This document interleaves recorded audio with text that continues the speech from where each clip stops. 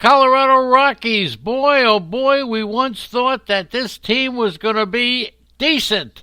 And they could wind up trading Nolan Arenado. This broadcast, recast, whatever you want to call it, was done on January 31st as we waited as long as we could to see if Arenado was going to be traded and maybe traded to the St. Louis Cardinals for Gorman and Liberatore or whatever's that. Yeah, maybe. And maybe maybe Carpenter goes too. But this team has invested money on Daniel Murphy. They invested money on Ian Desmond. They still got Charlie Blackmon on this team. It's a team made up of... it's not going to win. The team's not going to win. Trevor Story was just signed to not an extension there, but they just redid things.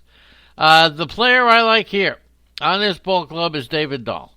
And for years we have threatened that David Dahl could be a big player, and I will take the position that this is the year, of course, as long as he's healthy. He's 25 years old, to hit 300, 20 or more home runs, 10 stolen bases. Played only 10 games before he landed on the injured list. He had an abdominal issue. He returned, and he put up some solid numbers. And then he got a right ankle sprain. August was wiped off the charts for this kid. But I'm telling you, David Dahl, in my opinion, is well worth going the extra dollar for. Okay? Now you take the position that McMahon, I don't know, Ryan McMahon. Is he going to play second base? I don't think so. He'll find another spot. He'll hit 275. He'll get you to 20 home runs, 85 RBIs. He'll steal you 6 bases. He got regular playing time in 2019. It took him until the second half to make the most of it. He had a 250-something first half, 244 after the break, but he hit 17 of his 24 home runs after the break. 41% home run to fly ball rate in the second half. Are you kidding me? All right. So, anyway, strikeout rate remains a little high, so we have to temper our enthusiasm there. But the bottom line is that McMahon is going to be a nice player, but David Dahl is the player on this ball club as we get in all kinds of messages and stuff.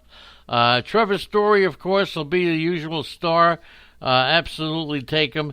Ramil Tapia is going to make his entrance into the starting lineup somehow. You can't think he's going to play over Ian Desmond. They got to do something with Charlie Blackmon. I've seen Tapia more than once play in the Arizona Fall League, and he's okay. Maybe if he bats leadoff, he'll hit you about 280, hit 10 home runs.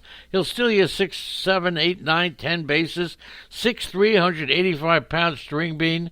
But I think Ramil Tapia saw a little bit more playing time because he's a good defensive player. His offensive production was disappointing, okay? Look, he had a 275 batting average last year with 9 homers.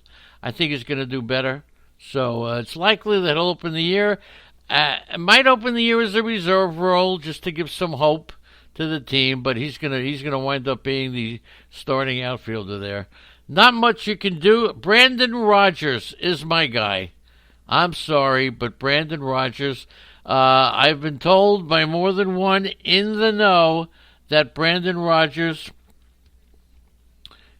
is going to have the opportunity this year. That's why I say McMahon probably will not play second base. And Rogers will hit you about 280, 15 home runs, maybe 10 stolen bases.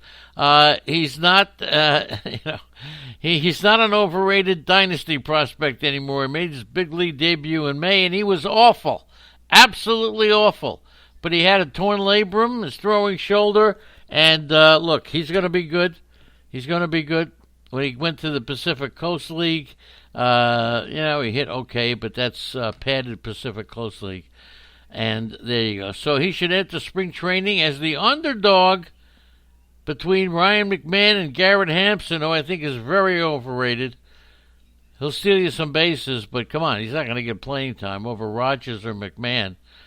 Maybe in the outfield, but we'll have to see about that. He's not as good as Tapia.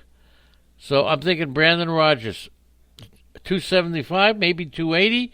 maybe 15, maybe 20 home runs. Brandon Rogers will be an absolute sleeper, in my opinion. The pitching staff can't rate anybody in the pitching staff. You can't really count on any pitcher. And guess what?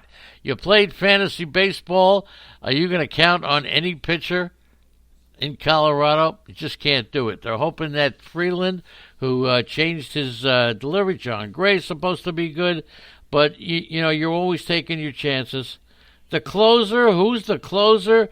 They're hoping that Wade Davis comes back. A lot of people are jumping on the Scott Oberg bandwagon. I'm going to jump on the Wade Davis bandwagon for a couple of reasons. Number one, for Wade Davis, they want to show that he can pitch so they can trade him. Colorado, 100-1. Okay, 6, they're not going to do anything. 74, I'm saying it's going to be over. I think they're going to battle with the Pittsburgh Pirates to be the worst two teams in Major League Baseball. As far as the prospects, now let's see what kind of prospects they have. Brendan Rodgers, of course, critical year.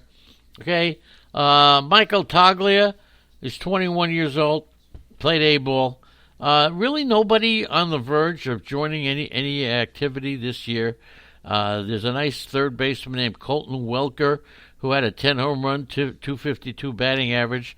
He only played 98 games at Hartford, so he's destined for another season.